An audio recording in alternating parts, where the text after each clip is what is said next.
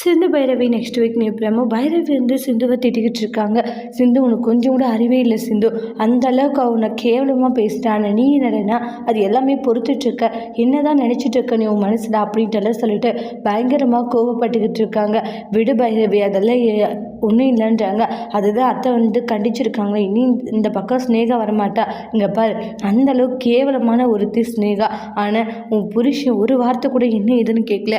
நீ என்னடனா அவனுக்கு சப்போர்ட் பண்ணி பேசிகிட்டு இருக்க. உன்னுடைய வாழ்க்கை இப்படி ஆயிடுச்சு இல்லை, உன்னுடைய வாழ்க்கை இப்படி பண்ண அந்த சிவாவை நான் கண்டிப்பாக சும்மா விட மாட்டேன். அவனுக்கு ஒரு சரியான பாடத்தை நான் கற்றுக் கொடுத்தே ஆகுவேன்றாங்க. நானும் போனால் போட்டுன்னு பார்த்தா இந்த அளவுக்கு கேவலமான வேலைகளை பண்ணியிருக்கான். கண்டிப்பாக நம்ம அவனை சும்மாவே விடக்கூடாது சிந்துன்றாங்க.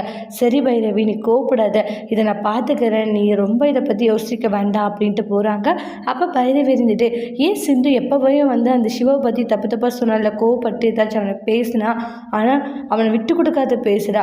ஏன் தான் இப்படி இருக்காலோ தெரியல, அந்த அளவுக்கு கேவலமான ஒருத்தன். ஆனால் அவனுக்கு போய் சப்போர்ட் பண்ணி பேசிட்டு இருக்கா. என்ன சொல்கிறதுன்னு ஒன்றுமே புரியல அப்படின்ட்டு ரொம்பவே கவலைப்பட்டுக்கிட்டு இருக்காங்க பைரவி. அதோட இந்த பிரமுவை முடிச்சிருக்காங்க.